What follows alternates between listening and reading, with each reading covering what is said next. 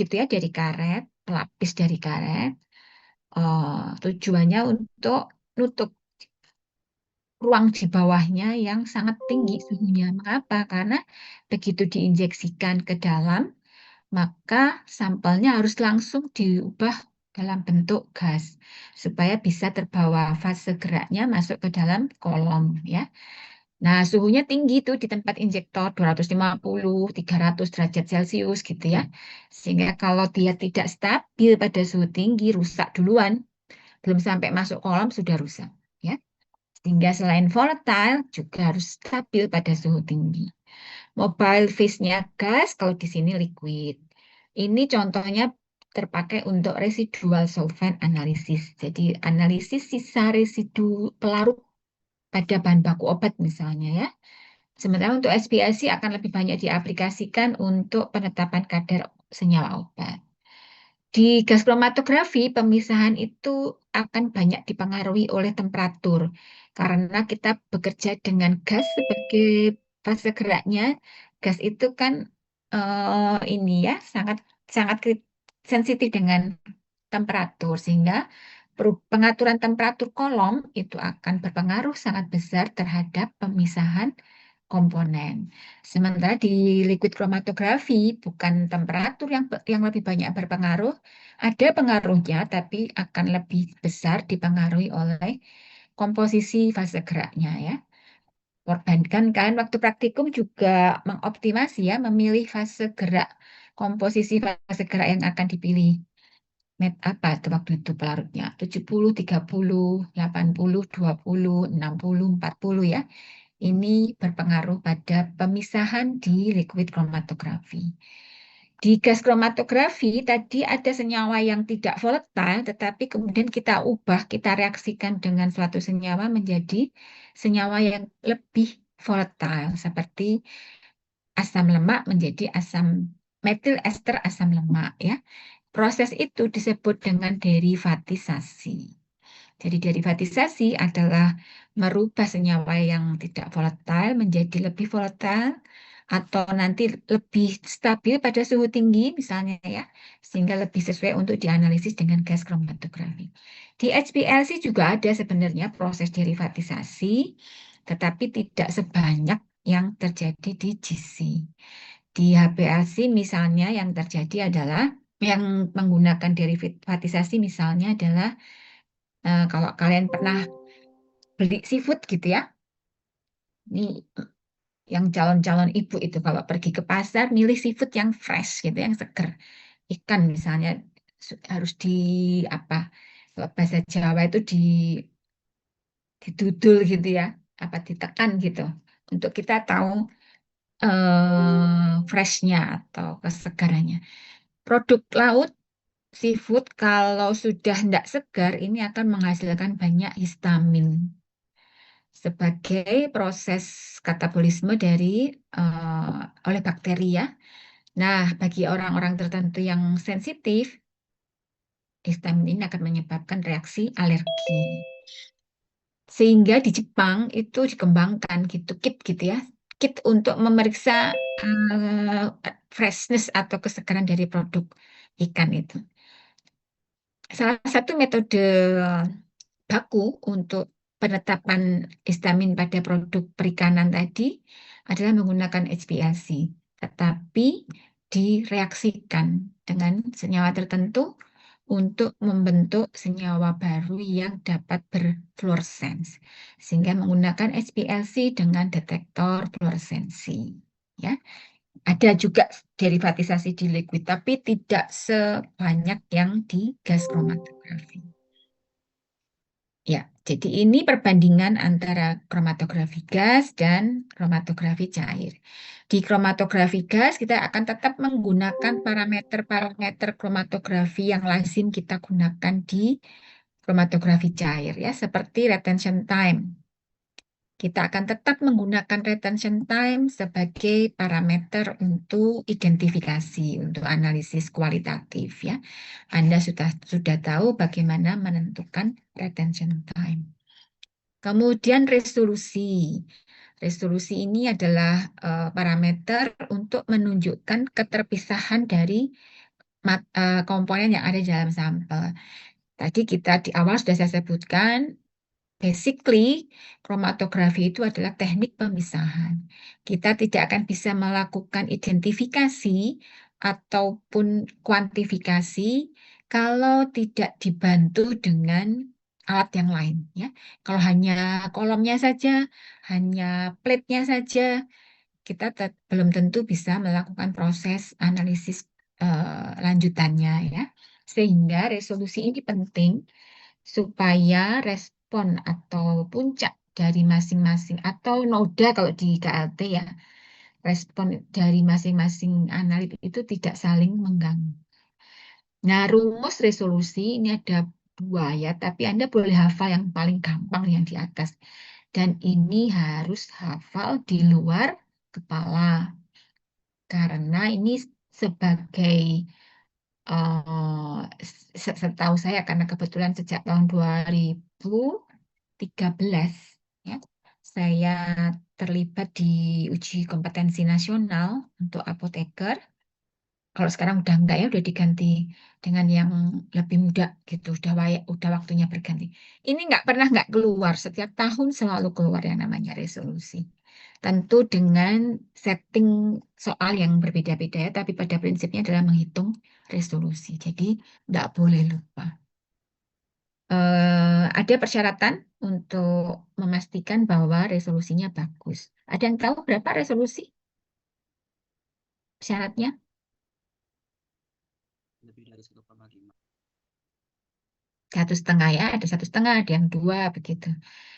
1,5 itu adalah perhitungan secara matematis yang membuktikan bahwa puncak ini, puncak pada kromatogram itu adalah puncak yang base to base. Base to base itu artinya dimulai dari baseline, membentuk puncak, lalu kembali sampai ke baseline lagi. Sebelum kemudian muncul puncak berikutnya, ya. Jadi terpisah secara sempurna. Kadang-kadang kita mendapatkan puncak yang nggak simetris, yang nggak base to base. Kadang-kadang naik dari baseline, tapi turunnya belum sampai baseline, kemudian sudah muncul puncak yang baru. Ya, sehingga dikatakan terpisah secara sempurna kalau kita punya resolusi minimal 1,5. Ya, satu lagi, ya, lupa saya. Satu lagi adalah area. Kita akan masih menggunakan parameter luas area puncak sebagai parameter untuk analisis kuantitatif, ya. Jadi 3 parameter itu, ada satu lagi juga, kok banyak, Bu, yang kurang, ya. Seperti di HPLC, kita juga akan menetapkan ini apa, theoretical plate, ya, sebagai indikator efisiensi pemisahan yang terjadi di kolom. Nah, fokus ke gas kromatografi, kita punya beberapa tipe kromatografi. Yang pertama adalah LGC, Liquid Gas Chromatography, ya. Yang kedua SGC, Solid Gas Chromatography. Liquid gas berarti fase diamnya adalah liquid, sementara fase geraknya adalah gas. Liquid menggunakan cairan sebagai fase diamnya. Dan karena melibatkan fase diam cair, maka pemisahan eh, komponen di dalam kolom ini didasarkan pada mekanisme pemisahannya adalah berdasarkan partisi. Jadi koefisien partisinya sangat berpengaruh, ya. Eh, Koefisien partisi itu artinya dia akan terdistribusi di kedua fase ini, liquid dan gas, dengan rasio yang berbeda antar senyawa, ya. Sementara tipe yang kedua adalah solid gas chromatography, yaitu fase diamnya padat, solid. Karena melibatkan fase padat dan gas, maka mekanisme pemisahannya adalah adsorpsi, jadi di permukaan, ya. Interaksinya dengan fase diam adalah di permukaan saja, surface adsorption. Sample to be separated is converted into vapor. Jadi harus segera dirubah menjadi gas. Kemudian pemisahannya tadi tergantung dipengaruhi oleh koefisien partisi. Persyaratan senyawa yang bisa dianalisis dengan GC adalah satu, sifat volatilitasnya, dan termostability-nya. Semakin stabil pada suhu tinggi tentu akan lebih baik ya. Namun demikian, ada aspek lain yang juga perlu dipertimbangkan. Ternyata untuk senyawa yang non volatile pun kita masih bisa memberikan tindakan tertentu ya untuk menjadi bisa dianalisis dengan GC yang disebut dengan tadi proses dari varietisasi akan membuat senyawa baru yang lebih volatile, yang lebih tahan suhu tinggi gitu ya. Tapi baik volatile maupun non-volatile tetap harus memenuhi persyaratan stabil pada suhu tinggi. Kalian tadi sudah tahu alasannya ya. Nah, keuntungan dari kromatografi gas yang pertama adalah the analysis is completed quickly, usually in a few minutes. Cepat dalam waktu beberapa menit. Ini tentu debatable ya, masih perlu diperdebatkan karena ada juga tuh metode yang running time-nya satu kali injek bisa makan 1-2 jam. Ada juga ya, tergantung sampelnya. Efisien high resolution ini betul juga. Kalau kalian bandingkan bentuk puncak gas kromatografi dengan liquid kromatografi, Anda akan menemukan puncaknya gas kromatografi itu lebih bagus, lebih simetri, kemudian lebih eh, langsing gitu ya, dibandingkan kalau liquid kromatografi. Sensitivity, sensitif, able to identify, mampu menganalisis sampai pada kadar ppm, bahkan ppb, ya sangat kecil. Ini tentu juga tergantung pada bagian lain yang tadi saya sampaikan, yaitu detektor. Kalau detektornya sangat selektif, maka mungkin akan kita dapatkan sensitivitas yang sangat rendah. Kalau ppm ini mikrogram per mili, maka ppb 1000 kali lebih kecil ya, 4 per billion eh, nanogram per mililiter. Kemudian high accuracy quantitative analysis require a small amount. Betul, jumlah injeknya jauh lebih kecil dibandingkan kalau kita menginjekkan di HPLC. Kemarin tentu Anda masih ingat Anda injek 1 mikroliter kan untuk GC, tetapi di HPLC kita biasanya menggunakan 10 mikro, 20 mikro gitu ya, masih lebih banyak dibandingkan GC. Reliable and relative simple, ya ini relatif juga ya. Kalau dengan spektrum mungkin akan lebih sederhana spektrum, tinggal dimasukkan kuvert, diukur scan sebentar ya. Tapi kalau di kromatografi kita mesti nunggu proses pemisahan di dalam sampel kolom ya. Minimal cost. Kalau dibanding HPLC mungkin iya, dibandingkan LC-MS mungkin iya, tetapi kalau dibandingkan spektrum mungkin masih akan lebih mahal GC ya. Kekurangannya atau keterbatasannya tadi sudah kita tahu bahwa senyawa ini hanya atau lebih sesuai digunakan untuk senyawa yang volatile dan stabil pada suhu tinggi. Sehingga tentu dibatasi jumlah senyawa yang bisa dianalisis ya. Untuk instrumentasi, ini adalah beberapa bagian dari yang secara umum ada pada instrumen gas kromatografi gas ya.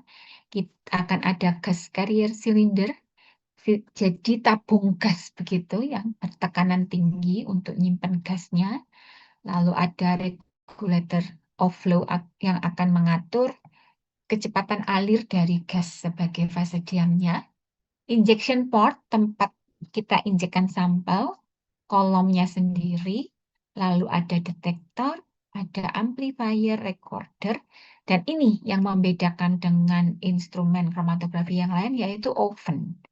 Oven pada gas kromatografi tidak hanya di tempat injeksi tadi ya, yang sampai 250-300 derajat Celcius karena harus segera merubah sampel menjadi bentuk gas, tetapi juga terdapat di detektor serta di kolom. Kita punya 3 oven di gas kromatografi ya, di injektor, di kolomnya, dan di detektornya. Nah, kalau digambarkan maka seperti ini skemanya. Ini adalah injektor port atau tempat kita menginjeksikan sampel ya. Di sini ada oven.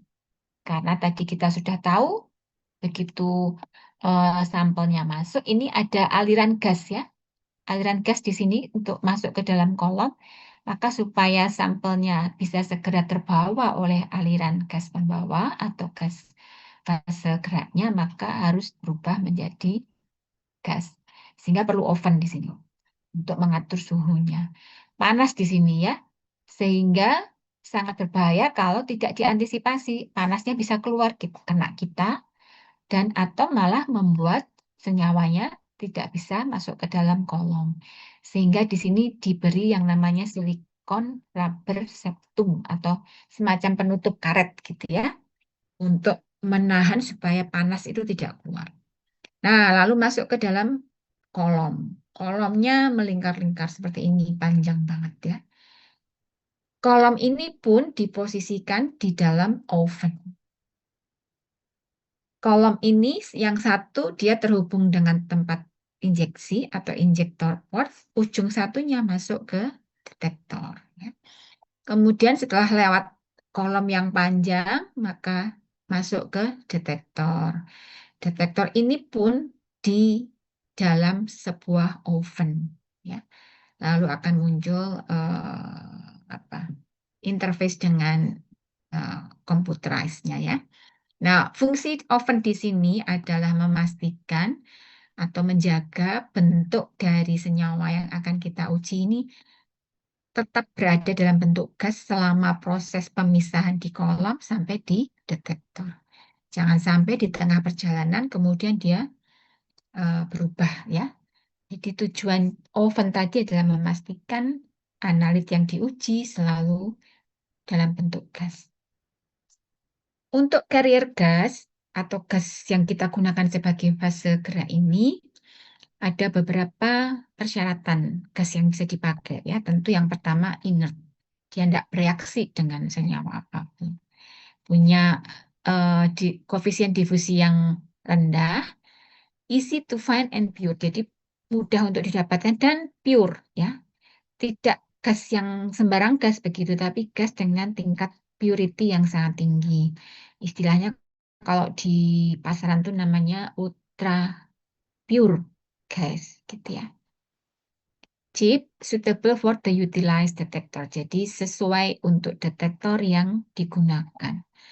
Detektor ini contohnya ya, detektor-detektor yang ada di gas kromatografi. Tadi saya katakan detektor ini penting karena kalau nggak ada detektor maka kromatografi ini hanya akan berfungsi sebagai teknik untuk memisahkan saja ya. Kita nggak akan bisa melakukan identifikasi kecuali di lempeng KLT. Mungkin kita taruh di UV, di bawah lampu UV kita udah bisa lihat nodanya atau disemprot dengan pelarut pewarna gitu ya.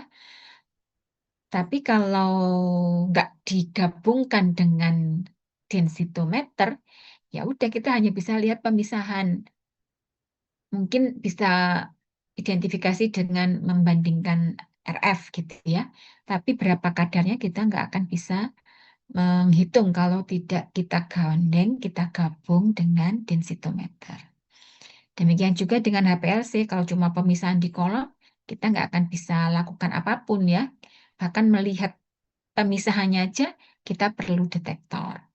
Nah, detektor yang ada di JIS itu banyak, tapi yang lazim selalu ada di lab itu biasanya kalau nggak MS ya adalah FID seperti yang kalian gunakan di praktikum. Kemudian ada juga ini ECD ya, entrap electrons. Masing-masing yang lainnya ada, tapi yang paling lazim itulah ya.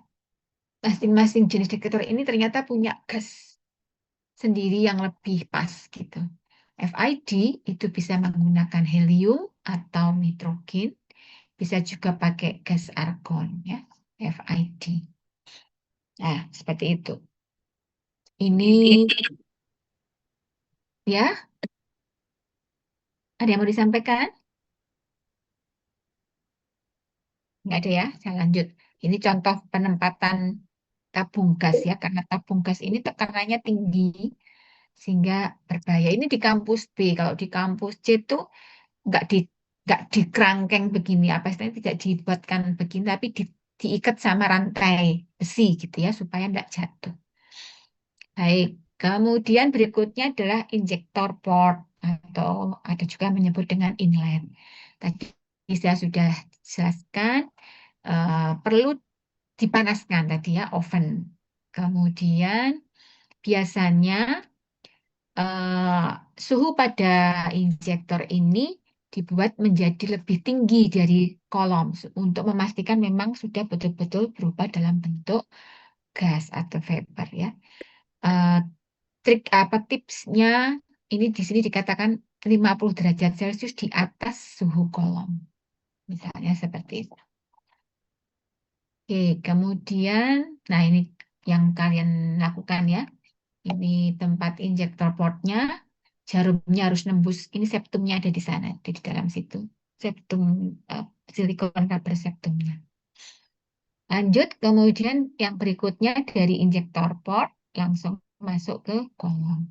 Bedanya kolom liquid kromatografi dan dan GC adalah bentuknya ya. Kalau kromatografi cair ini dulu lazimnya kolom itu panjangnya sekitar 25-30 cm. Semakin ke sini semakin pendek ya, ada yang 5 cm, ada yang 10 cm, ada yang 15 cm. Nah, pemendekkan panjang kolom ini membawa konsekuensi partikelnya harus juga lebih kecil. Kalau ukuran partikel fase diamnya sama dengan yang panjangnya 30 cm ya tidak akan efisien ya pemisahannya. Sehingga semakin kecil partikel masuk dimampatkan di dalam kolom, maka akan diperlukan pompa yang lebih kuat, yang kapasitas dorongnya lebih besar gitu ya, untuk bisa mendorong larutan fase geraknya bergerak di dalam kolom. Sementara kalau pada GC, ini kita kenal dua macam kolom, pack kolom dan capillary kolom. Saya nggak pernah melakukan, nggak pernah ketemu sendiri gitu ya, analisis dengan pack kolom gitu. Sejak saya kuliah, bukan ya, GC itu saya baru ketemu GC itu setelah jadi dosen. Dulu nggak ada yang punya GC. Itu sudah pakai capillary column seperti ini. Capillary column itu kecil ya, diameternya kecil. Untuk saat ini rasanya hampir semua instrumen menggunakan capillary column. Bedanya di capillary and pack column adalah yang seperti ini ya. Ini pack column, jadi memang diisi full begitu dengan partikel fase diam.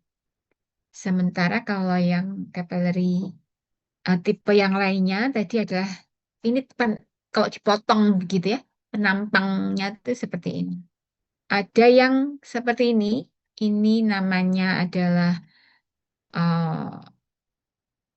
ini di sini Anda lihat ya, di sini adalah ada fase diam yang ditempelkan gitu di berupa partikel-partikel ya. Sedangkan di sini bukan partikel tetapi suatu film yang ditempelkan di dinding kolom atau seperti ini. Ini kalau fase diamnya adalah cair gitu ya. Jadi dilapiskan di permukaan dinding kolomnya atau dilapiskan pada support bahan material supporting material bentuk padat gitu. Itu mengapa tadi kok fase diam pada gas kromatografi itu ada yang cair, yaitu dengan cara memberi fase diamnya itu cairannya gitu ya, tetapi letaknya untuk meletakkan di dalam kolom itu adalah dengan cara dilapiskan pada permukaan dindingnya kolom atau pada partikel-partikel padat yang merupakan support system ya. Supaya lebih mudah untuk bisa membandingkan kira-kira seperti ini perbandingannya antara pak kolom dan capillary kolom. Panjangnya, bentuknya, tube apa, kemasannya gitu ya. Kalau yang pack column ini stainless steel, sementara yang capillary column ini kita bisa menggunakan silika dengan kemurnian yang sangat tinggi. Panjang kolomnya, kalau tadi liquid chromatography paling panjang 30 cm, di GC kita kenal pack column ini sampai 5 meter. Cukup panjang ya. Makanya dibuat bentuknya melingkar itu tadi. Sedangkan yang capillary itu bisa sampai 60 meter. Yang kita punya di lab nih kan, ini ya adalah kolom yang dipasang di ovennya GC. Ujung satunya ini terhubung dengan injektor port, ujung satunya lagi masuk ke detektor ya. Ini yang kita punya tuh biasanya yang panjangnya sekitar 30 meter yang biasa dipakai ya. Kemudian, nah saking panjangnya dan kecil kan, maka memang ini akan tadi menjelaskan kenapa kok puncaknya di situ relatif lebih bagus dibandingkan liquid chromatography. Inset diameternya, diameter kolomnya itu antara 2 sampai 4 mm untuk pack kolom, sementara untuk capillary jauh lebih kecil. Number of plates, plate total ini ya. Anda belajar lagi nanti di liquid chromatography apa itu N, HETP ya. Ini adalah menunjukkan efisiensi dari kolom. Semakin tinggi nilai number of plate, itu berarti semakin efisien, semakin bagus pemisahannya. Kalau mau menganalogikan proses pemisahan di dalam kromatografi, di dalam kolom ini adalah analog dengan proses ekstraksi. Ya, kita kalau melakukan proses ekstraksi, itu kita bisa dengan dua cara ya. Misalnya sebetulnya kita mau mengekstraksi total 15 mili gitu ya dengan parut pengekstraksi. Kita bisa melakukan dengan dua strategi. Kita ekstraksi 3 kali masing-masing 5 mili, total kan tetap 15 mili ya. Atau 1 kali ekstraksi langsung 15 mili, atau kita ekstraksi 5 kali masing-masing 3 mili.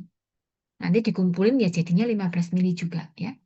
Ini akan menghasilkan rendemen atau menghasilkan kembali jumlah yang bisa terekstraksi itu yang paling banyak adalah yang frekuensinya lebih banyak. Jadi yang 5 kali setiap kali 3 mili itu akan menghasilkan jumlah yang terekstraksi lebih banyak. Sehingga semakin tinggi, jadi kalau dibayangkan plate itu adalah seperti ruang-ruang virtual begitu ya di dalam kolom yang tempat terjadinya ekstraksi. Semakin banyak lempengnya, teori plate-nya, semakin sering terjadi ekstraksi. Sehingga interaksi atau migrasi dari senyawa analit ke fase diam dan fase gerak akan lebih efisien. Ya. Akibatnya apa? Dengan rate teori yang lebih tinggi dibandingkan kalau di kromatografi, maka yang capillary column ini akan punya resolusi yang jauh lebih bagus dibandingkan yang pack column. Peak-nya simetri, langsing terpisah dengan peak yang berikutnya ya. Kemudian flow rate yang bisa dilakukan, kecepatan gasnya itu di capillary jauh lebih kecil karena memang kolomnya lebih kecil ya, hanya 0,5 sampai 1,5 mililiter per menit. Sehingga kapasitinya juga lebih kecil ya. Jumlah sampel yang kita injekkan juga akan menjadi lebih sedikit. Ya, kurang lebih seperti itu perbandingan antara pack column dan capillary column. Stationary phase, fase diam ya. Kalau kita ngomong fase diam, bukan kolomnya sebetulnya, tapi adalah apa yang ada di dalam kolom itu. eh, Solid atau cairan tadi ya, yang bisa berfungsi sebagai stationary phase. Kemudian bagaimana kita menentukan stationary phase yang sesuai harus kita perhatikan, pertimbangkan dari titik didih senyawa yang akan diuji. Biasanya temperatur kolom ini nggak boleh lebih dari temperatur maksimum yang bisa diberikan kepada kolom. Ya. Karena masing-masing kolom punya ketahanan terhadap temperatur berbeda-beda. Seperti ini contohnya. Stationary phase-nya ini semuanya hampir semua polimer ya, maka akan punya maksimum temperatur yang tidak merusak kolom atau fase diam itu berbeda-beda juga. Ya. Kemudian support material, ini tadi yang saya sampaikan, kalau kita pakai fase diamnya cair, maka ini kita lapiskan pada semacam partikel padat yang inert, sehingga bisa kemudian berfungsi sebagai eh, tempat dilekatkannya fase cairan itu ya. Inert, kemudian tidak mudah tergores gitu ya, serta punya ukuran yang homogen. Contohnya adalah chromosol. Ini contoh support material pada GC. Berikutnya adalah oven. Oven tadi kita sudah tahu, oven di GC ada di injektor port, ada di kolom, dan ada nanti di detektor. Detektor ini tadi fungsinya seperti saya sampaikan, dia membantu metode pemisahan kromatografi ini supaya bisa digunakan sebagai metode identifikasi kualitatif maupun penetapan kadar ya. Karena kita kan menggunakan retention time selaku parameter kualitatif dan luas area pada kuantitatif. Detektor pada gas kromatografi cukup bervariasi dan bisa mengakomodasi beberapa jenis karakter sifat fisika kimia dari senyawa, namun memang masih belum seluas atau sebanyak alternatif yang ditawarkan oleh kolom gas liquid kromatografi ya. Jadi di sini ada detektor heat conductivity, ini eh, common compounds, jadi bisa digunakan untuk berbagai macam senyawa. Ada detection limitnya ya. Kemudian FID ini yang kita gunakan di lab, ini untuk organic compound, senyawa-senyawa organik. Jadi senyawa-senyawa yang punya atom C, atom H, atom O, atom N, itu semua akan terdeteksi oleh detektor FID. Cuma ini sifatnya destruktif karena pakai panas, ya pakai flame, sehingga rusak senyawanya.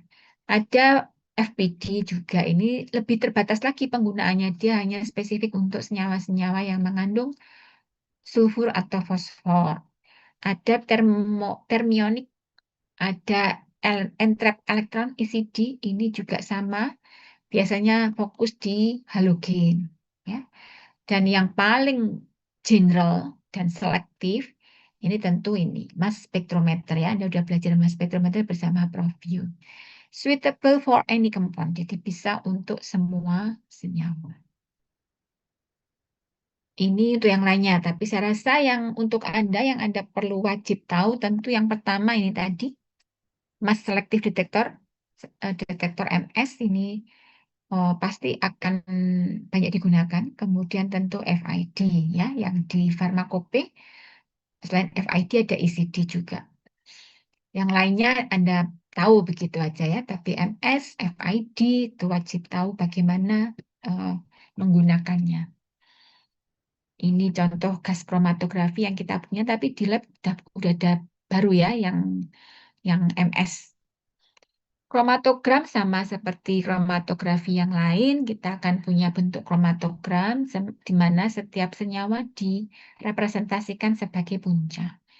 Dan puncak ini untuk aspek kuantitatif akan dihitung luas areanya karena bentuknya mendekati segitiga sama kaki ya. Sehingga rumusnya adalah menggunakan rumus luas segitiga. Nah, ini tadi ya, retention time akan berfungsi sebagai kualitatif parameter, sedangkan luas area atau tinggi puncak ini akan menjadi parameter kuantitatif. Temperatur di GC tadi menjadi faktor kritikal untuk pemisahan.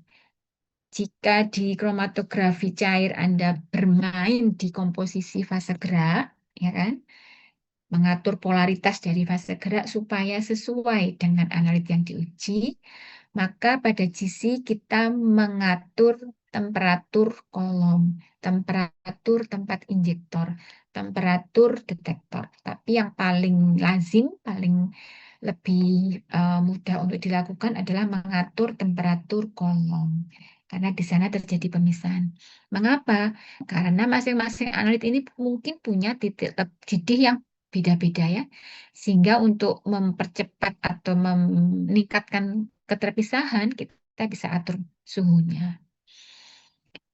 Seperti di liquid chromatografi juga kita mengenal dua tipe eluasi menggunakan temperatur, yaitu yang disebut dengan isotermal. Untuk isotermal ini adalah kita menggunakan satu temperatur saja, mulai injektor diinjekkan ya, sampai pada nanti dihantarkan ke kolom. Dihantarkan ke detektor. Itu kolomnya menggunakan temperatur tetap, satu temperatur fix tetap, gitu ya. Sementara teknik yang kedua adalah menggunakan gradien atau terprogram. Pada gradien atau terprogram ini, suhu itu atau temperatur itu tidak selalu tetap selama analisis, bisa diatur berbeda-beda.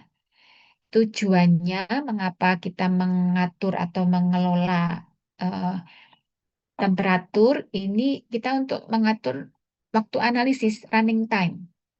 Dengan mengatur suhu, kita bisa mendapatkan mungkin waktu analisis yang lebih pendek.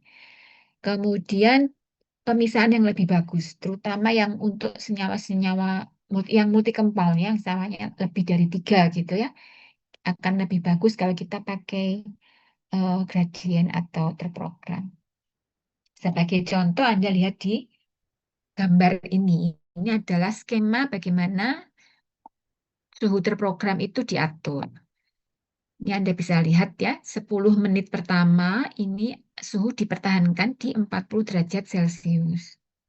Kemudian untuk 20 menit ke depan berikutnya, dari menit ke-10 ke menit 30, temperatur kolom ini dinaikkan mulai dari 40 derajat Celcius menjadi 240 derajat Celcius.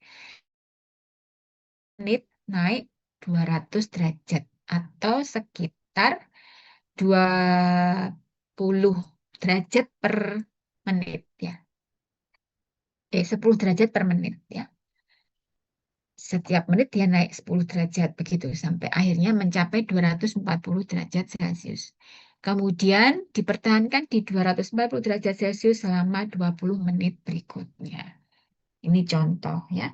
Nah, kalau kita punya skema seperti ini, maka begitu selesai injek, lalu proses analisis di kolom, selesai, untuk menginjek sampel berikutnya, kita nggak bisa lakukan langsung ya, karena suhu kolomnya masih di 240. Harus ditunggu sampai dia kembali ke 40, baru kita bisa injek sampel berikutnya. Ya, ini contoh pengaturan kolom pada suhu kolom pada suhu terprogram ya. Apa gunanya kita mengatur ini? Ini adalah contoh penerapan gradien temperatur pada analisis asam lemak. Ya, asam lemak. Yang atas ini adalah analisis asam lemak menggunakan isotermal pada suhu 150 derajat Celcius. Jadi mulai menit ke-0 sampai seluruh senyawa keluar itu menggunakan suhu kolom 150 derajat Celcius. Sementara yang bawah ini menggunakan gradien temperatur, yaitu dari suhu 50 sampai 250 derajat Celcius dengan kecepatan perubahan suhu itu 8 derajat per menit. Dari kedua gambar ini ada beberapa hal yang kita bisa lihat ya. Yang pertama, Anda bisa lihat eh, apa namanya? Sensitivitas atau kemampuan dalam memisahkan senyawa ya. Di isotermal, Anda lihat ini hanya ada 15 senyawa yang terdeteksi, muncul responnya ya.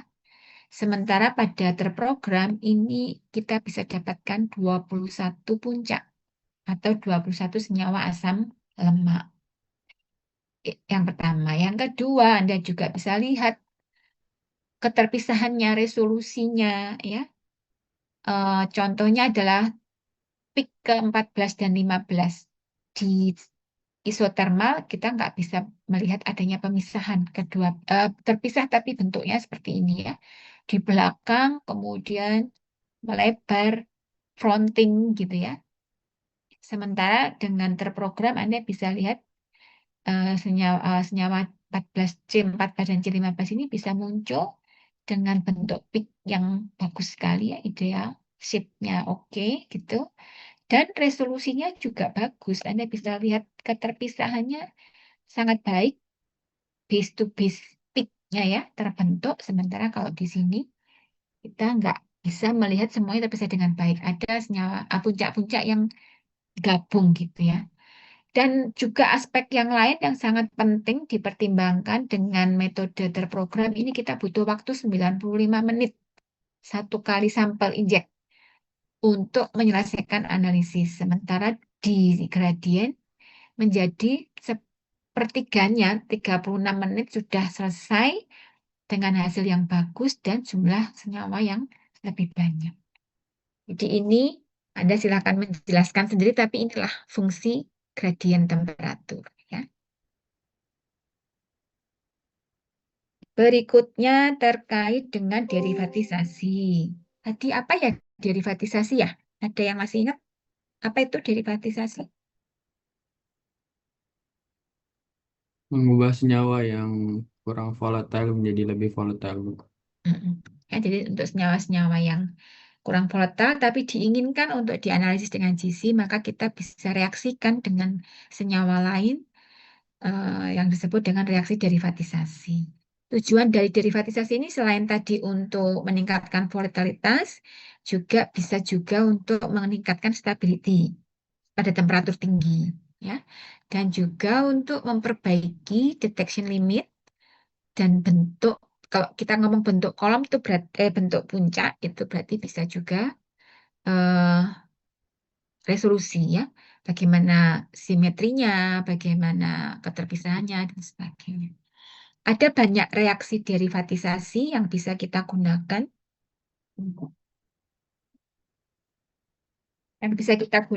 di gas kromatografi seperti yang Anda lihat di slide ini ya. Ada esterifikasi, tentu ini menunjukkan reaksi yang menghasilkan senyawa ester. Anda tahu juga bahwa ester ini terbentuk karena ada reaksi antara gugus karboksil eh, dan COH dan OH ya untuk membentuk senyawa ester. Esterifikasi. Ada asilasi. Ini melibatkan alkohol group atau gugus fungsi alkohol ya. Kemudian ada asilasi, ada alkilasi. Alkohol, fenol, amin ini diderivatisasi melalui reaksi alkilasi. Ada kondensasi, khususnya apabila punya senyawa gugus fungsi aldehid atau keton. Ada siklisasi, ini adalah biasanya digunakan untuk senyawa-senyawa yang polar, ya, untuk menghasilkan heterosiklik. Dan sililasi, sililasi ini biasanya digunakan untuk gula-gula karbohidrat. Jadi itu ya, ada TMS sukros gitu. Jadi trimetylsilil reaksinya. Ini beberapa reaksi yang lazim dipakai untuk derivatisasi gizi ya. Kemudian ya itu saya kira terkait dengan gas kromatografi. Sebelum kita menginjak pada aplikasi, apakah ada yang mau ditanyakan tentang gas kromatografi, instrumentasinya, senyawanya, dan lain sebagainya? Ada? Saya izin bertanya, Bu. Silahkan, Bakti. Ya, terima kasih Bu atas kesempatannya. Saya tadi sebenarnya sedikit lebih kepo sebenarnya Bu pada bagian untuk yang pack column dan juga capillary column. Karena kalau saya lihat lagi untuk parameternya itu kok sepertinya yang pack column ini kayak hanya unggul di capacity ya Bu yang sedikit lebih besar dan juga Nah, flow rate-nya mungkin bisa lebih kencang dibandingkan dengan yang capillary. Tapi parameter lainnya sepertinya kok tidak seakurat yang capillary. Nah, kira-kira kenapa masih ada opsi untuk menggunakan pack column ini ya Bu? Apakah memang versi jadul atau mungkin beberapa instrumen itu masih tidak support dengan capillary column seperti itu Bu? Terima kasih. oke, saya kira kepo itu adalah sesuatu hal yang positif ya. Itu kan sama dengan curiosity gitu. Jadi rasa ingin tahu yang, tapi tentu eh, diarahkan ke hal yang baik ya, bukan julid ya, beda sama julid. Ya, menarik pertanyaannya, betul. Jadi seperti tadi saya sampaikan, saya sendiri tuh nggak pernah ketemu sama tag kolom sejak saya kenal gas kromatografi kira-kira di tahun 90-an ya. Tapi saya pernah juga menerima sampel dari teman-teman di ITS, anak-anak skripsi di ITS. Kemarin mungkin sempat ya kalian dengar kabar atau berita yang cukup bagus bagaimana ITS mampu mengembangkan biofuel, ya, menghasilkan bahan bakar bensin dari eh, senyawa tanaman ya, dari bahan alam begitu. Ada komposisi dari bahan alam. Itu mereka nggak riset setahun 2 tahun. Tapi sejak saya jadi penanggung jawab Lab Anfar itu di sekitaran tahun 2009, 2010 begitu ya. Itu mereka sudah mulai meneliti tentang biofuel tadi, biofuel. Waktu itu mereka ingin mengujikan hasil minyaknya itu tadi ya, minyak yang sudah mereka hasilkan itu dengan gas kromatografi di kita gitu ya, karena yang punya GC waktu itu ITS nggak punya, kita udah punya waktu itu GCFID yang ada di lab waktu itu. Dan kemudian saya nanya, saya sendiri kan belum pernah ya bekerja menganalisis, ternyata hasilnya nggak bagus meskipun kita pakai kolom kapiler, Mas. Terus karena hasilnya tidak bagus, menguji asam lemak. Yang diuji adalah beberapa asam lemak atom C yang dengan beberapa C tadi ya. Ternyata belakangan setelah itu saya tahu mereka mengujikan ke semen Gresik. Semen Gresik. Di labnya semen Gresik itu mereka punya gas kromatografi dengan pack column yang ukurannya gede. Jadi nggak cuma yang tadi kan lumayan masih nggak terlalu besar. Memang dibandingkan capillary column lebih besar. Tapi yang ada di Gresik waktu itu yang paling gede katanya begitu. Saya cuma nggak pernah lihat juga. Jadi memang nampaknya dulu di awal-awal, tentu sebelum ada capillary column, pack column inilah yang kita punya, ya, yang dipakai di GC. Terus kemudian mengalami perkembangan. Tetapi pada aplikasi tertentu, kolom pack column ini juga masih dibutuhkan. Seperti yang sejauh saya tahu yaitu tadi untuk terutama untuk sampel yang memang bentuknya eh ini apa namanya? Sud- Kalau kalau yang kita punya kan bentuknya liquid, lalu kita injekkan, dirubah menjadi gas. Tapi yang di semen Gresik itu waktu saya tanya, mereka punya pack column itu untuk apa ya? Ternyata untuk analisis gas. Jadi yang memang bentuknya sejak awal adalah gas. Itu mereka menggunakan pack column. Itu yang sejauh saya tahu, Mas. Iya, Untuk farmasi hampir nggak ketemu ya sama yang pack column, semuanya udah pakai capillary column. Gitu ya, ya, terima kasih banyak Bu. sama-sama. Ada lagi yang lain yang punya curiosity. Anak saya paling senang nyebut curiosity. Aku curious gitu. Tidak ada? Kita lanjut ya. Nanti kalau di tengah jalan mau tanya, silakan langsung tanya. Berikutnya aplikasinya. Tadi di awal aku juga udah bilang ya bahwa aplikasinya sama aja dengan metode analisis yang lain ataupun kromatografi tipe yang lain karena fokusnya dua, kualitatif dan kuantitatif. Untuk kualitatif, ini sama dengan APLC, TLC, maka kita punya beberapa cara ya untuk melakukan proses analisis kualitatif. Yang pasti kita tetap harus membandingkan dengan reference standar atau senyawa pembanding. Kalau FI ya kita punya BPFI ya, Baku Pembanding Farmakope Indonesia. Kalau pakai acuannya USP ya kita harus punya Baku Pembanding USP. Authentic Reference Standard harus selalu dibandingkan dengan standar. Yang kedua, menggunakan membandingkan retention time. Tadi kan kita sudah tahu bahwa retention time menjadi indikator kualitatif ya. Senyawa dengan retention time yang sama, ada kemungkinan bukan senyawa yang sama itu tetap ada. Contohnya yang misalnya senyawa-senyawa yang satu derivat gitu ya, atau yang degradan yang pecahnya itu tidak di struktur inti gitu. Jadi masih sifat fisika kimianya masih mirip-mirip gitu. Tapi kalau kita mau bilang bahwa senyawa saya adalah sama dengan pembanding, maka retention time-nya harus sama. Bisa dibedakan ya. Senyawa yang sama harus punya retention time yang sama, tetapi retention time yang sama tidak menjamin senyawanya sama. Yang ketiga, spike sample weight standard atau kita mungkin kenalnya namanya spiking, teknik spiking gitu ya. Untuk spiking ini artinya kita spike, kita tambahkan standar pada sampel kita untuk memastikan identitasnya. Contohnya begini, kita punya, kemarin Anda analisis apa ya? Metil salisilat ya, dengan GC. Nah, Anda ingin tahu ini retention time ini punyanya metil salisilat atau punyanya camphor gitu kan, baku internalnya kan camphor ya.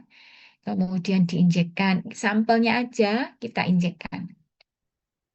Muncul 3 peak kan, ada peaknya etanol atau metanol sebagai pelarutnya, karena ada datarnya FID, sehingga semua yang organik pasti muncul peaknya. Kemudian ada peak metil salisilat dan ada peak camphor. Kemudian sampel itu kita tambah dengan metil salisilat. Standar metil salisilat kita tambahkan gitu aja di larutannya. Lalu kita injek lagi. Jadi sampel yang sama kita injek 2 kali ya. Yang satu sampel murni, yang kedua kita tambahin metil salisilat. Maka pada kromatogram injek yang kedua nggak boleh ada puncak baru. Puncaknya tetap harus 3. Jadi yang asli kan 3. Yang ini juga harus 3. Nggak boleh ada puncak baru atau puncak yang hilang ya. Kemudian pada retention time yang diduga metil salisilat, itu responnya harus berubah. Harus lebih tinggi puncaknya atau lebih besar luas areanya ya. Responnya bertambah. Sementara 2 puncak yang lain harus konsisten, tidak ada perubahan. Nah, dengan seperti itu kita bisa menduga bahwa senyawa pada retention time yang itu adalah punyanya metil salisilat ya. Kita tambahkan, kita injekkan, tidak boleh ada puncak baru dan puncak pada retention time yang diduga itu bertambah. Kemudian yang keempat menggunakan tandem teknik dengan detektor yang lain ya, MS, begitu akan semakin selektif. Kemudian menggunakan use peak ratio at different, nah ini bisa pada kromatografi kalau panjang gelombang ya. Kromatografinya kita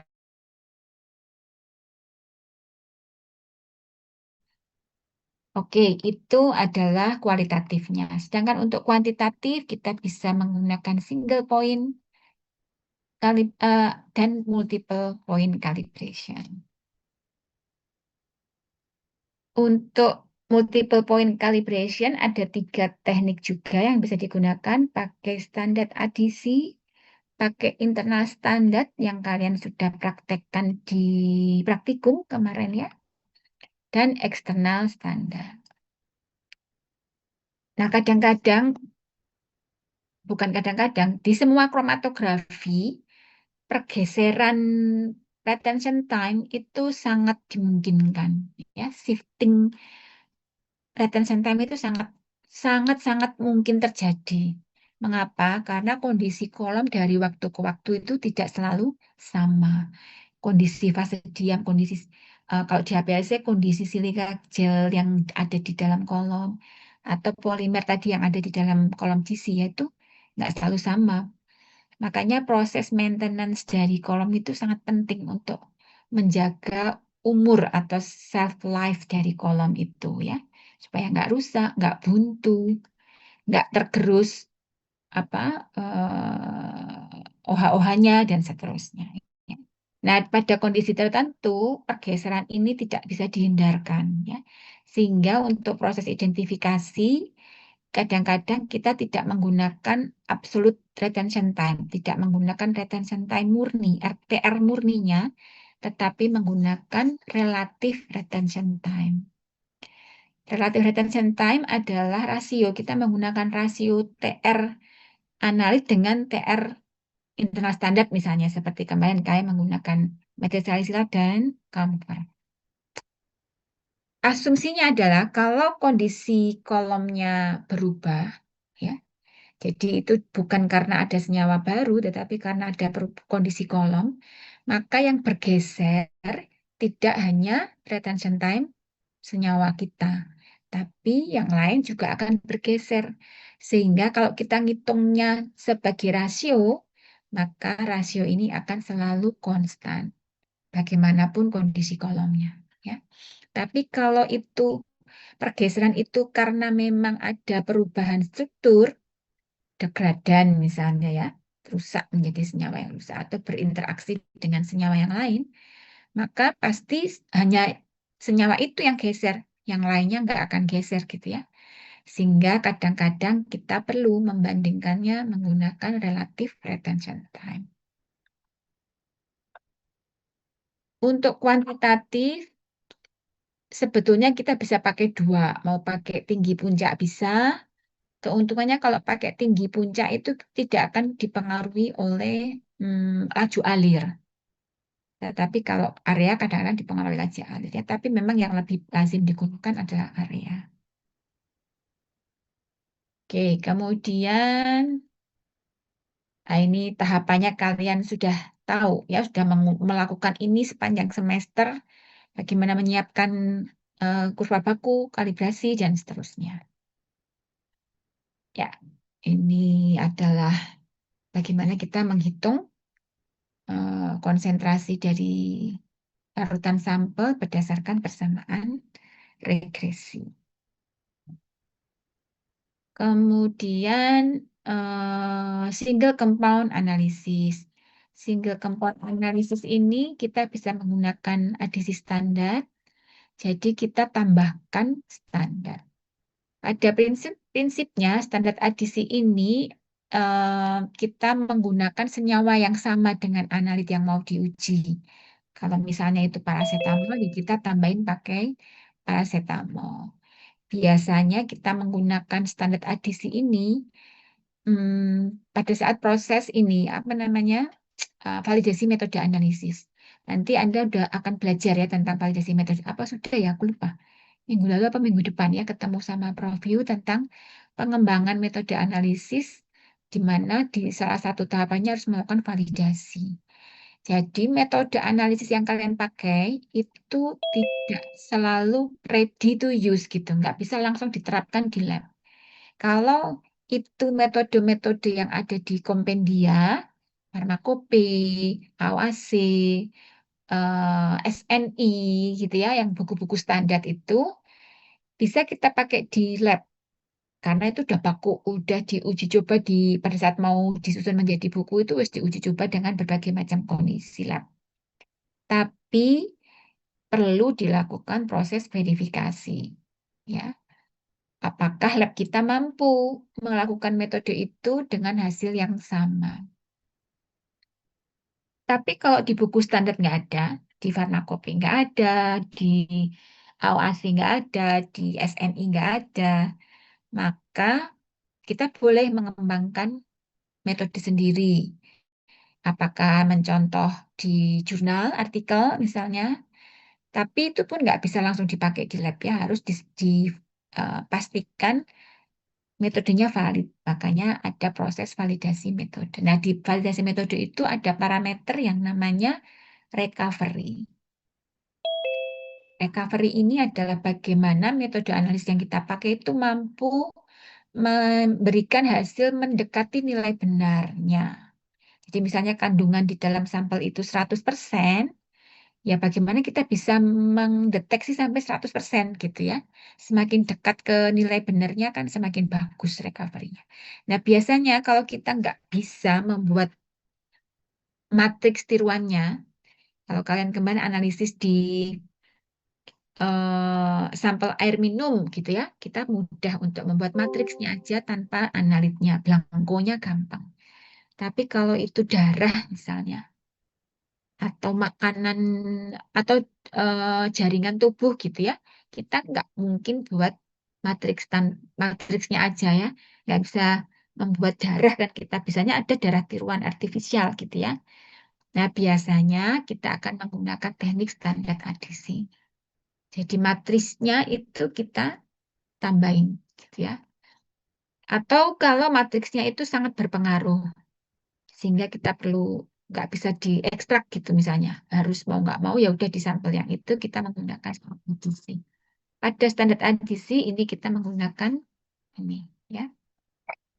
Contohnya ini pada standar adisi kita akan punya sampel tanpa apapun, original sampel gitu ya. Kemudian ada sampel yang kita tambahi dengan standar dengan beberapa konsentrasi ya. Misalnya original sampel, ini kita tambahin standar dengan konsentrasi tertentu, ini kita tambahin standar dengan konsentrasi yang lain. Lalu kita injekkan semuanya, maka kita akan bisa lihat, oh ini karena ini ditambahkan dengan senyawa yang sama dengan analit kan, maka yang berubah hanya puncak yang kita duga analit tadi. Yang lainnya sama, tidak ada perubahan, dan tidak ada puncak baru. Mirip dengan spiking tadi ya, teknik spiking. Misalnya seperti ini ya. Lalu kita akan hitung luas areanya, kita buat bersamaan. Regresi, maka kadar sampel kita adalah di titik ini, slope-nya ya. Oke, itu standar adisi. Kemudian ada eksternal standar. Eksternal standar itu seperti yang kalian biasa lakukan. Jadi ada sekian konsentrasi standar, kita ukur, luas areanya, kita buat persamaan regresi, lalu dipakai untuk hitung kadar. Untuk internal standar, Anda juga sudah lakukan di lab menggunakan ditambah dengan senyawa lain, ya, bukan senyawa yang sama, tapi senyawa lain dengan konsentrasi yang konstan, tetap gitu ya. Lalu nanti kita akan menggunakan rasio. Oke, itu adalah aplikasi pada kuantitatif. Nah, bagaimana kemudian metode gas kromatografi ini penerapannya? Ya. Yang pertama untuk aspek farmasi. Digunakan di bidang farmasi ini apa kegunaannya gas kromatografi? Yang pertama yang juga menjadi persyaratan kompendia untuk bahan baku obat ya adalah residual solvent. Senyawa obat itu ketika disintesis ada kemungkinan menggunakan larut-larut organik seperti metanol, aseton, diklormetan, dan senyawa yang lain. Dan dikhawatirkan masih akan tersisa, tidak bisa dihilangkan gitu ya dari di dalam sintesis metode sintesisnya itu nggak bisa hilang gitu ya. Sehingga harus dipastikan jumlahnya tidak melebihi batas maksimum yang diperbolehkan. Ada yang memang boleh, ada batas maksimumnya tertentu gitu ya, ada yang mungkin nggak boleh sama sekali. Nah, di USP ini diatur di lampiran 467. Judulnya persis residual solvent gitu ya. Diatur di sana. Metodenya pakai gas kromatografi. Kemudian di FI sendiri di farmakope itu nggak disebut dengan judul yang sama, bukan residual solvent, tetapi pakai judul cemaran senyawa organik mudah menguap. ada di lampiran 471. Ya. Nah, ini nanti bisa baca bagaimana prosedur untuk menentukan cemaran senyawa organik mudah menguap. Secara umum, impurity atau cemaran pada bahan baku obat itu bisa volatile, solvent tadi ya, bisa organic impurities, senyawa-senyawa organik, dan yang terakhir ini yang sekarang menjadi persyaratan, dulu ini nggak disyaratkan, tapi kemudian ada kasus ya, di mana EGD ini mampu membuat pasien yang masih balita waktu itu ya, kemudian mengalami gagal ginjal ya, karena minum sediaan sirup yang tercemar dengan EGD. EGD sendiri bukan tercemar ditambahin begitu ya, tapi bagian dari proses reaksi akibat situasi atau kondisi penyimpanan yang tidak sesuai, sehingga kemudian memunculkan reaksi yang menghasilkan EGD. Itu standarnya pakai GC. Ini wajib sekarang nih dianalisis ya. Jadi kita bisa pakai GC untuk volatile solvent atau HSGC. HSGC adalah kepanjangan dari Head Space Gas Chromatography.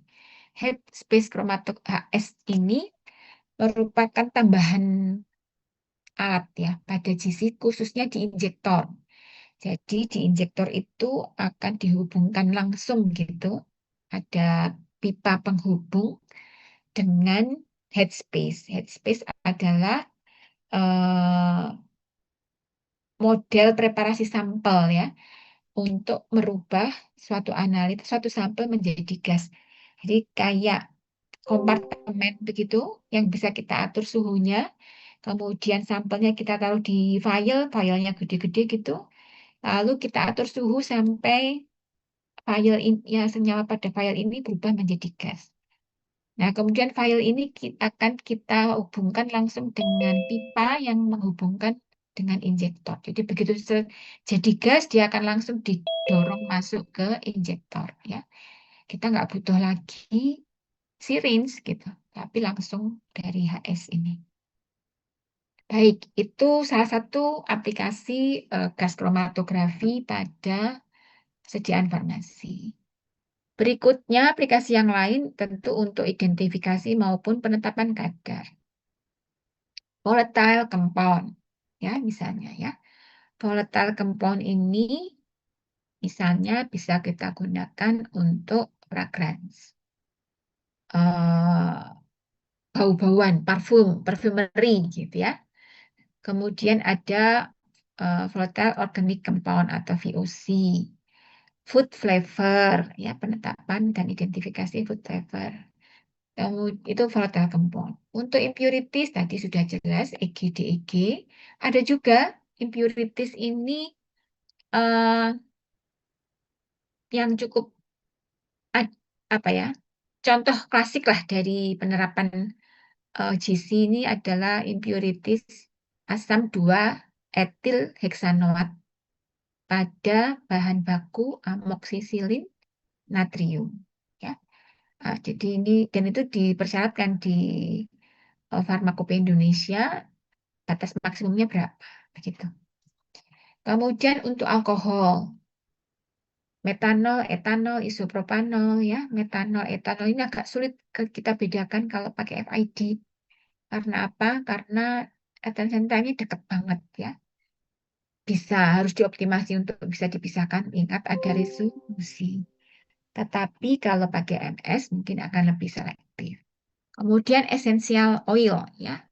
Ini juga saat ini cukup banyak essential oil yang digunakan yang apa namanya dipakai gitu ya, punya manfaat untuk bidang farmasi, eugenol, peppermint dan lain sebagainya. Ya, ini adalah contoh dari aplikasi kromatografi gas. Nah, ini saya berikan contoh soal hitungan terkait dengan tadi ya, penerapan gas kromatografi pada bidang farmasi. Contohnya di sini adalah penetapan cemaran asam 2 etil heksanoat di dalam amoksisilin natrium menggunakan GCFID, gas kromatografi dengan detektor FID, dan ada baku internal. Jadi mereka metode ini menerapkan baku internal, yaitu 3 asam sikloheksilpropionat. Ya. Metodenya ada di Fi6. Nah, pada hasil pengukuran tentu kita punya larutan baku dan punya larutan uji.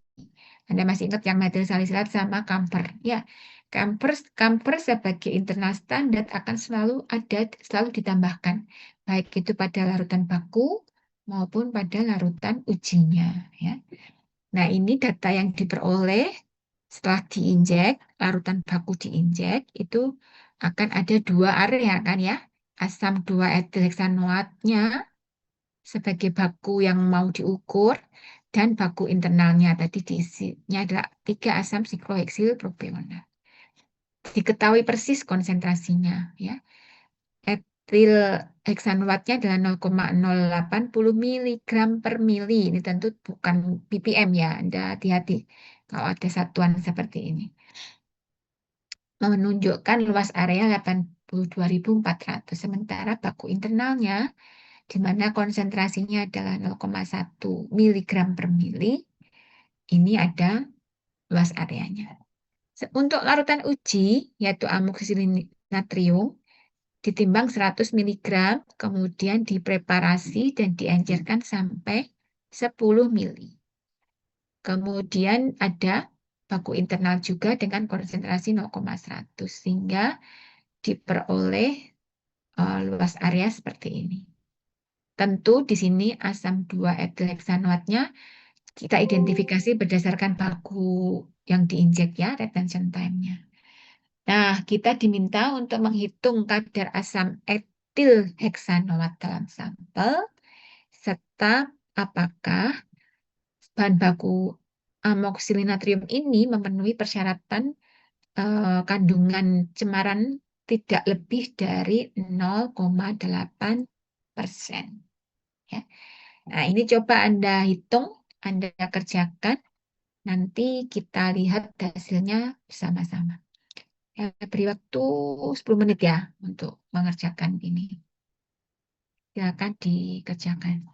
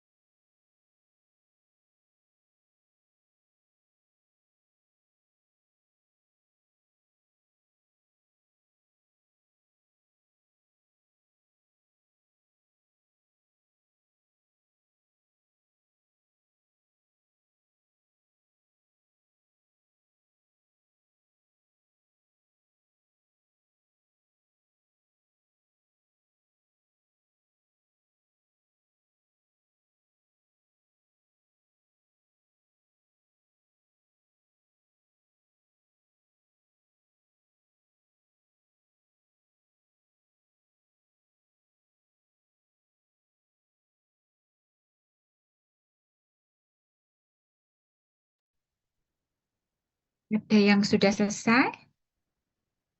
Mungkin yang nomor 1.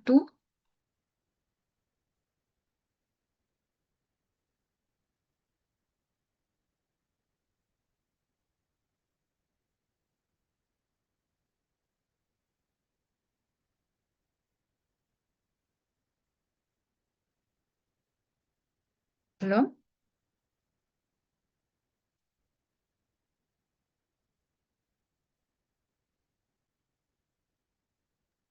Sudah. Siapa yang sudah? Boleh. Muhammad, Pak Nur, Fajar, Ismail. Panggilanmu sama Mas? Faiz. Faiz. Ya, ya Faiz gimana?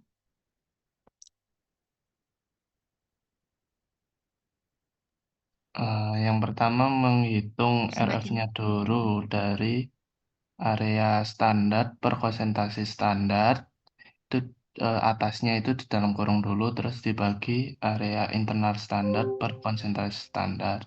Berarti kan sama dengan 82.400 dibagi 0,080. Buka kurung tutup kurung dibagi yang bawahnya 101.200 per 0,100. Terus dihasilkan 1.030.000 per 1.012.000 menghasilkan sama dengan 1,018. Terus selanjutnya menghitung konsentrasi uji dari area uji per area internal standar uji dikali konsentrasi internal standar per RF. Jadi kan sama dengan 58.300 per 99.600 dikali 0,100 dibagi 1,018. Jadi sama dengan 0,584 dikali 0,85 dikali 0,0982 sama dengan 0,0874 mg per mili. Terus selanjutnya menghitung massa sampel. Berarti sama dengan 0,0574 dikali 10 mili itu yang diencerkan. Jadi sama dengan 0,874 mg. Terus menghitung persentase terhadap sampel. Jadi dikembalikan lagi 0,574 per 100 itu miligram amoksisilin itu tadi kali 100%. Jadi sama dengan 0,874%. Nomor 1. Terus jika persyaratan tidak lebih dari 0,8%, nomor 2 itu apakah sampel amoksisilin natrium memenuhi syarat? Ia memenuhi syarat karena dia kurang dari 0,8%. Berapa tadi jawabmu? 0,574%. 0,574%.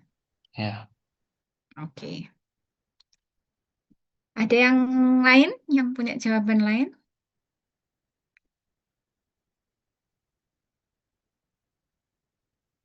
Biasanya kalau di farmakope itu udah dicantumkan cara menghitungnya ya. Kalau itu adalah eh, dan nggak pakai kurva baku. Biasanya kalau di farmakope ada yang tetap pakai kurva baku tapi bisa dihitung dengan jari ya.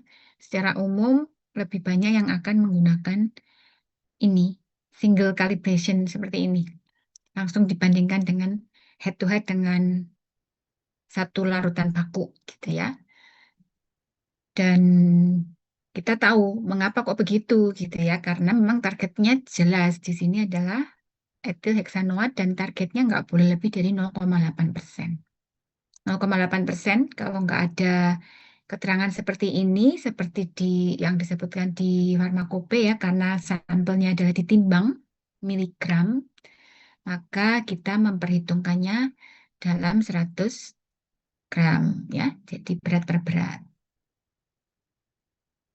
Ya, tadi Faiz sudah menjelaskan ya cara berhitungnya. Saya kira Anda juga tidak kesulitan karena udah praktek juga di laboratorium pada waktu materi GC. Ada yang punya jawaban lain nggak?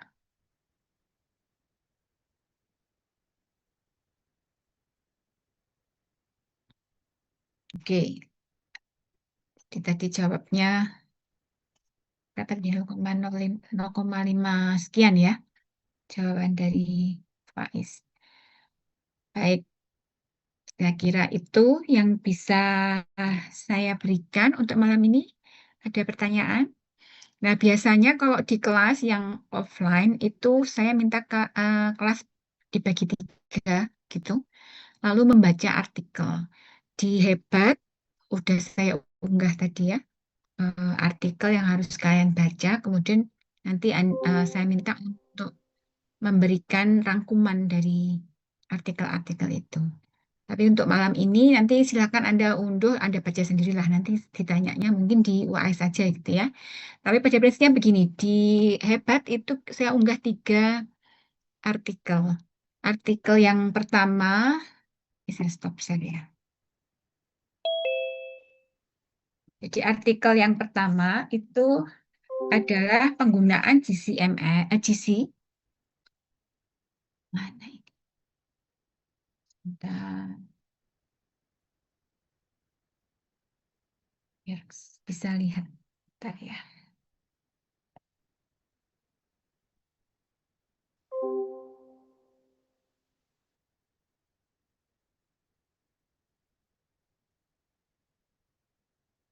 GC,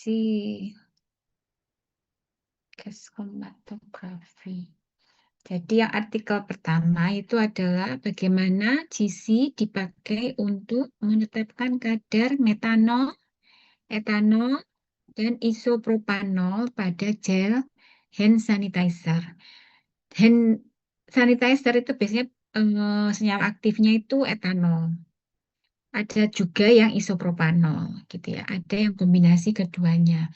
Tetapi dalam perjalanannya ternyata ada kontaminan metanol. Tadi saya sempat nyinggung kan, metanol-etanol itu kalau pakai GCFID itu kadang-kadang susah untuk dibedakan karena retention time-nya mepet-mepet gitu ya. Sehingga ini kemudian dikembangkan suatu metode analisis yang sekaligus bisa untuk menganalisis 3 senyawa tadi. Metanol, etanol, dan isopropanol.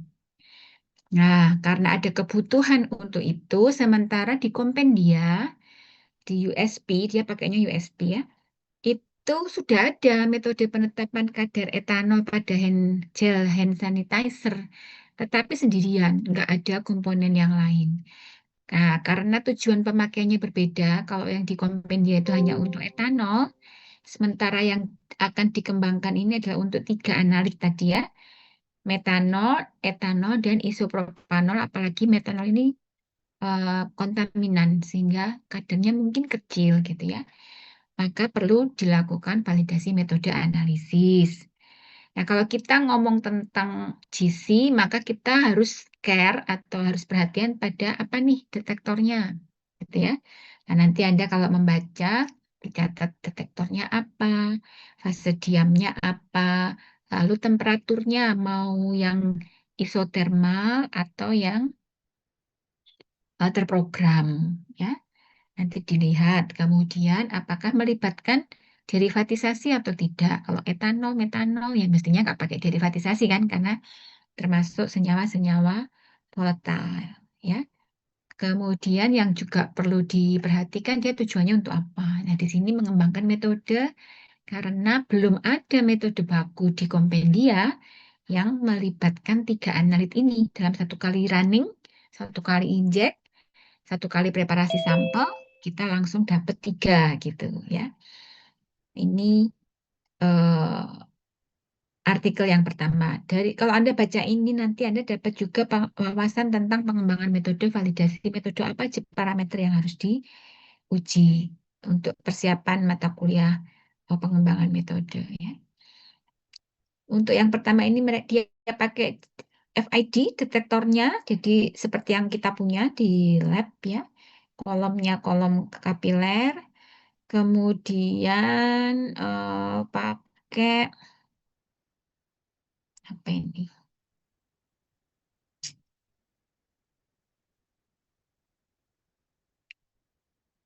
Apa ada itunya ya? Terprogram atau sebentar. Dia menggunakan instrumentation. Nah, dia pakainya adalah terprogram. Jadi terprogram karena udah melibatkan 3 unit. Oh ya, tadi ada yang saya terlewat nih. Setelah baca artikelnya baru ingat. Di GC itu juga ada teknik injek ya. Teknik injek yang bukan temperaturnya yang diatur. Kalau di liquid chromatografi kan ada injek itu tergantung reodinnya, injektornya volumenya berapa ya. Jadi ada injekan 80 mikro, 100 mikro, 60 mikro. Kalau ukuran reodinnya hanya 20 mikro, ya yang masuk ke kolom 20 mikroliter gitu ya. Di GC, teknik injek ini ada yang disebut dengan split dan splitless. Kalau splitless berarti misalnya kita injek 1 mikroliter gitu ya. Seluruh 1 mikroliter ini akan masuk ke dalam kolom. Nggak ada yang dibuang ya. Splitless. Jadi 1 mikroliter langsung masuk ke dalam kolom. Biasanya ini untuk sampel-sampel yang kadarnya sangat kecil gitu. Sehingga puncaknya nggak terlalu tinggi. Tetapi untuk sampel-sampel yang kadarnya cukup tinggi, concentrate gitu, kalau pakai teknik splitless, puncaknya akan sangat besar dan kadang-kadang terpotong, nggak bisa kelihatan ujungnya gitu ya puncaknya. Sehingga kemudian dipakai yang namanya pakai teknik split. Dipisah, split itu kan dipisah ya. Nah, dipisahnya kemana? Yaitu dipisah ada yang masuk ke kolom, ada yang langsung dibuang ke waste. Nah, ini pakai teknik split. Sehingga kalau kita pakai teknik split akan muncul yang namanya split ratio. Nah, nanti kalau Anda baca artikel ada split ratio. Oh, berarti ini sampelnya dipisah, ada yang dibuang, nggak masuk ke kolom. Bayangkan kalau Anda hanya injek 1 mikroliter, kemudian sebagian dibuang. Jadi akan sangat lebih kecil lagi kan yang masuk ke kolom. Sehingga tadi bahwa metode ini sensitif betul adanya ya. Biasanya split rasio ini bermacam-macam ya. 1:10, 1:5, 1:20 gitu. Artinya adalah kalau yang satu itu adalah yang masuk ke kolom. Jadi misalnya split rasio 1:5 atau 5:1.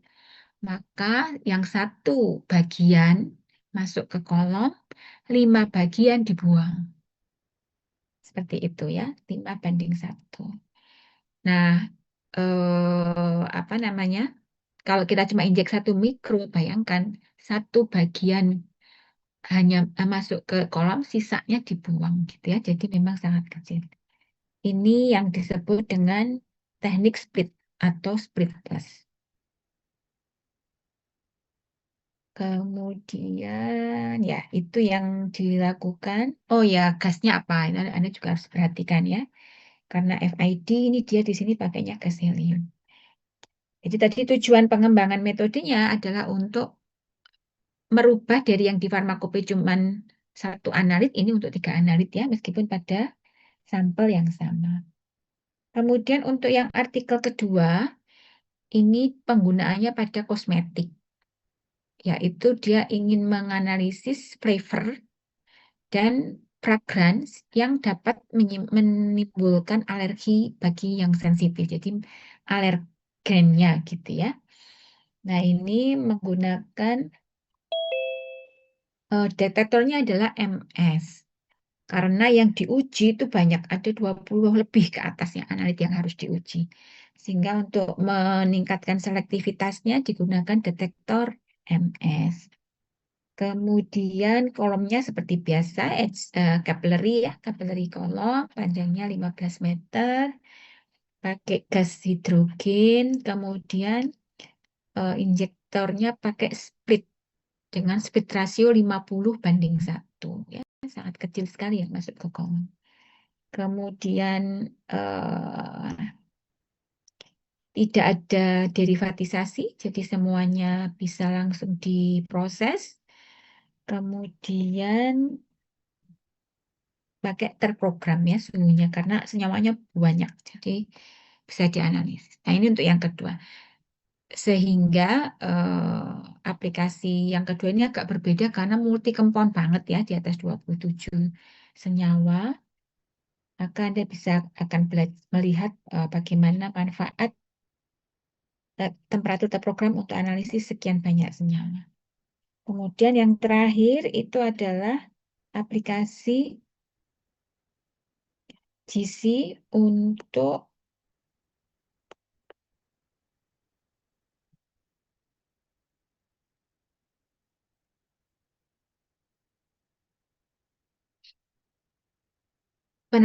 pembanding. Jadi peneliti ini ingin mengembangkan metode yang lebih sederhana menggunakan ATR, FTIR. Anda juga udah tahu ATR, FTIR ya.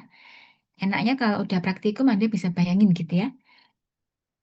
Tentu lebih mudah dibandingkan kalau kita harus analisis GC. Di sini untuk menentukan kadar satu analit dari sediaan bahan alam. Jadi GC itu adalah metode yang ada, kemudian ingin dikembangkan metode IR yang baru ya. Nanti Anda lihat apakah pakai derivatif itu. Tapi prinsip dari metode artikel yang ketiga ini adalah yang ingin saya emphasize atau ingin saya tekankan adalah tidak ada metode itu yang sempurna, yang memenuhi semua kebutuhan. Kadang-kadang perlu kita modifikasi, perlu kita kembangkan metode baru yang lebih bagus, yang lebih sederhana, yang lebih tidak membutuhkan cost tinggi, misalnya yang lebih ramah lingkungan. Meskipun gas kromatografi dibandingkan HPLC mungkin nggak banyak pakai pelarut organik, tapi dibandingkan FTIR ya kita mungkin akan lebih senang ya pakai FTIR karena nggak ada proses preparasi sampel yang rumit gitu ya. Nah, itu 3 artikel nanti dibaca-baca. Minimal itu tadi ya, tahu apa fase diamnya, tahu apa fase geraknya gas yang dipakai, pakai pack column atau capillary column, kemudian pakai split atau splitless. Kalau pakai split, berapa rasio splitnya, kemudian ada derivatisasi atau tidak, gitu ya. Kemudian bagaimana proses preparasi sampelnya, apakah langsung diinjek, diencerin dulu. Kalau parfum, bayangan saya mestinya tinggal ngencerin aja terus diinjek gitu kan. Tapi kalau bahan alam mungkin butuh ekstraksi yang bertingkat-tingkat gitu misalnya. Jadi nanti Anda lihat di situ. Dan terakhir detektornya apa? Ada FID kah, MS kah, atau gabungan keduanya kah gitu ya. FID Anda udah praktek di lab, kita dapat kromatogram buta. Karena kita nggak tahu senyalanya apa itu yang muncul. Gitu kan, pik-pik itu kita nggak tahu. Kita bisa punya dugaan kalau kita bandingkan dengan kromatogramnya senyawa pembanding, senyawa baku, ya kan?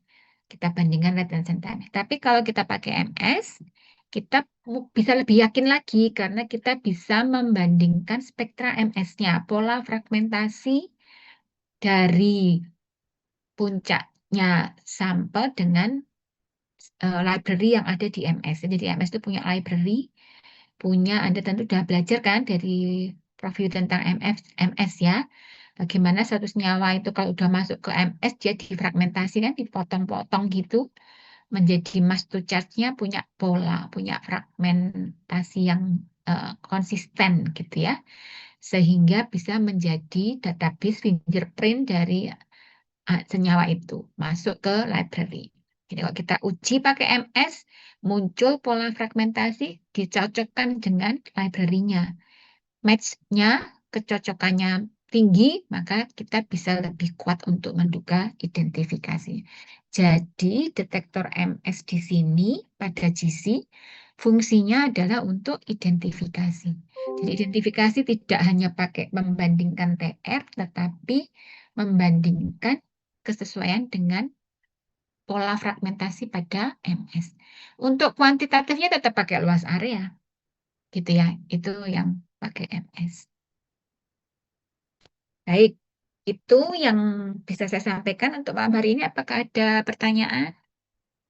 Mau bertanya sedikit, Bu, terkait dengan Silakan. pembahasan Pusta yang terakhir tadi itu kan untuk misal untuk analisis kualitatif senyawa volatile yang tidak diketahui. Nah, itu apakah MS-nya itu kalau yang TM lalu kan belajar LC-nya itu pakai HRMS. Nah, apakah di GIS ini juga menggunakan HRMS untuk menentukan senyawa yang benar-benar spesifik berat molekulnya seperti itu, Bu? Ya, oke. Resolusi ya. Kita udah tahu tadi resolusi kalau di kromatogram ini keterpisahan, tetapi pada instrumen biasanya resolusi itu menunjukkan semakin sensitif. Semakin besar resolusinya, maka dia akan semakin sensitif terhadap perbedaan, khusus untuk MS ya, perbedaan mass to charge atau molecular weight ya. Selisih sedikit aja dia bisa bedain gitu. Nah, untuk GC ini memang belum secanggih atau resolusinya belum setinggi yang di LCMS setahu saya ya. Tapi di GC ini kita udah punya tandem yang sampai pada dua. Jadi ada GC-MS dan ada GC-MS-MS.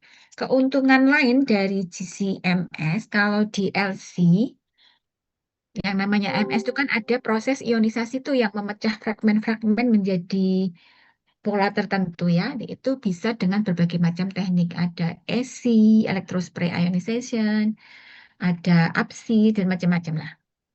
Tetapi teknik yang berbeda itu akan menghasilkan pola fragmentasi yang berbeda juga.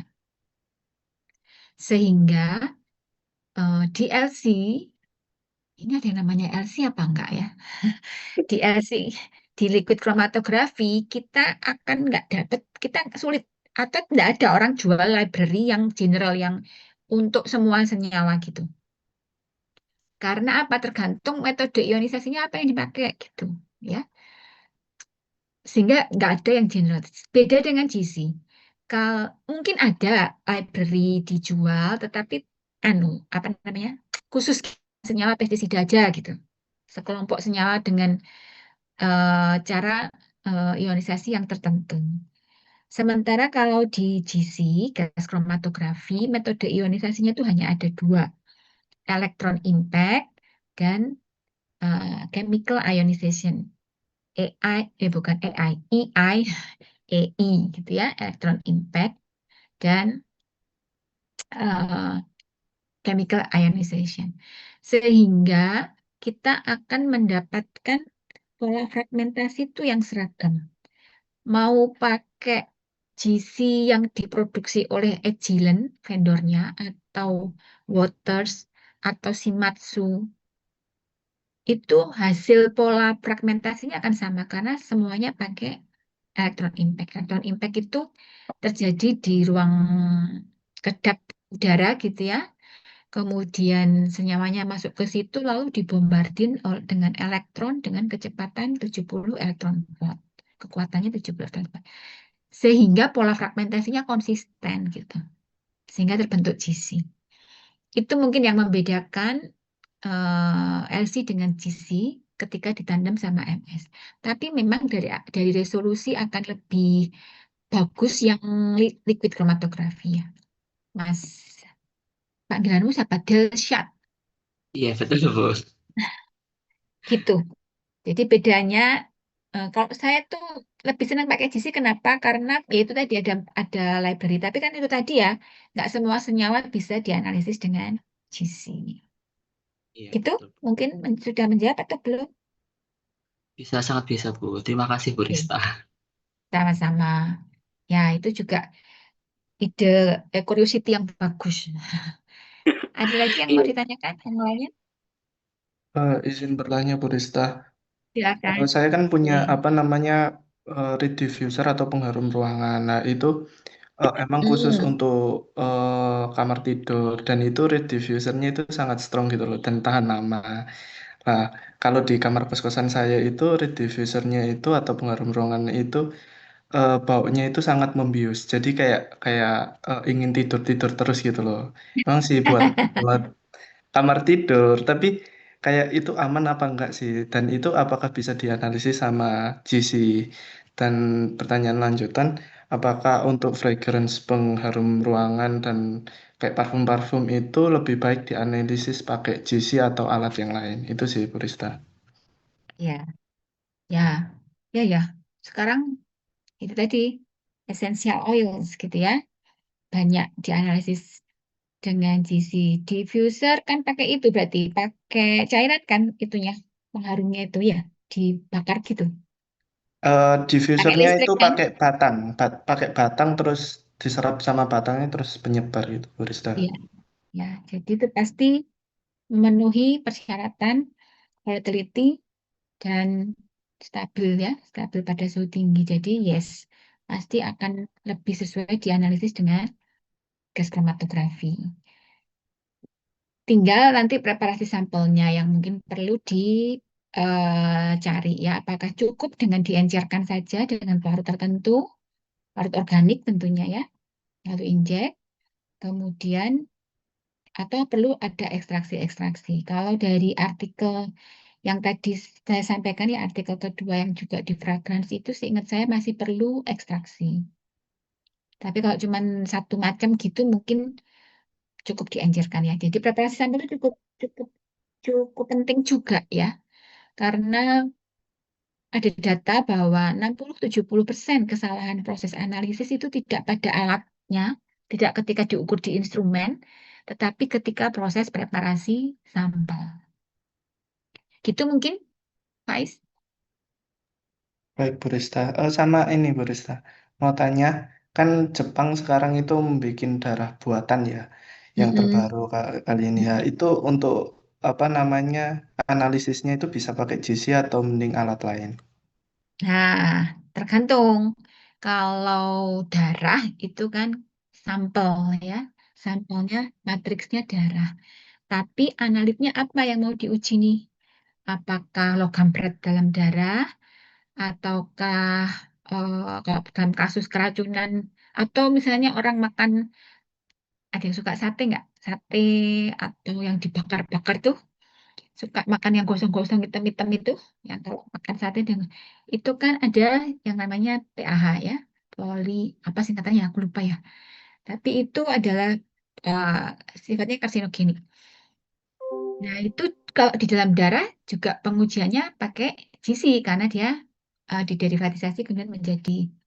Jadi tergantung analitnya, Mas, apa yang mau diuji. Darah, matriks darah itu memang rumit, banyak komponennya, nggak seperti juga bahan alam ya di tanaman, di ekstrak itu pasti rame banget. Tapi targetnya apa senyalannya, gitu ya. Kalau besi ya mungkin nggak mungkin dengan GC kan. Kalau besi ya kita pakainya AHS seperti yang kemarin kalian terapkan. Kalau misalnya kita lagi melakukan therapeutic drug monitoring nih, menentukan kadar obat dalam darah untuk melihat apakah eh, jumlahnya adekuat untuk terapi gitu ya di dalam darah metabolitnya. Nah, bisa jadi nggak butuh GC, mungkin HPLC atau bahkan mungkin spektrum. Jadi metode apa yang paling tepat tentu tergantung dari analit yang diuji. Dan seperti saya sampaikan, tidak ada satupun metode analisis yang bisa dipakai untuk semua jenis sampel. Masing-masing punya karakteristik yang tertentu ya, terbatas.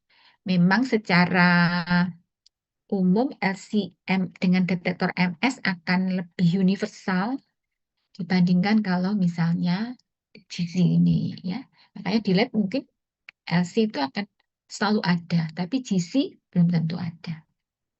Gitu mungkin ya Faiz ya. Jadi bergantung yang mau diuji apa dulu nih. Kalau darahnya ya mungkin pengaruhnya nanti di preparasi sampelnya. Perlu ekstraksi kah? Berapa tahap ekstraksinya? Pelarut apa yang dipakai? Tapi untuk metodenya tergantung analitnya. Bisa GC, bisa LC, bisa AS, tergantung analitnya ya. Bisa dipahami kah? Baik, Bu, paham. Terima kasih. Oke. Nah, di Hebat saya juga udah munculkan kuis ya. Saya lupa tadi sebelum kuliah harusnya ada kuis dulu, tapi nggak apa-apa. Silakan dikerjakan. Saya buka sampai pukul 11 nanti malam. Nggak banyak, cuman 10 soal, paling 10 menit selesai. Nggak sampai 10 menit paling ya. Jadi silakan nanti untuk dikerjakan, hanya untuk saya pengen tahu aja Nggak perlu contoh-contohan juga karena nggak ada nilainya ya. Semata-mata untuk membantu Anda belajar aja sambil saya ngecek sejauh mana Anda bisa memahami materi yang saya berikan. Kalau nggak ada pertanyaan lagi, kita bisa akhiri. Oh, presensi ya. Tunggu sebentar. Lupa aku presensi. Presensi itu pakai apa ya? SSO. 54. Cybercampus. Pelajaran untuk kendali. Ini analisis farmasi.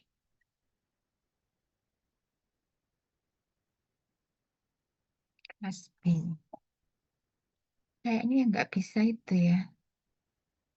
Iya, sudah bisa. Bisa. Hmm, Tambah sekali.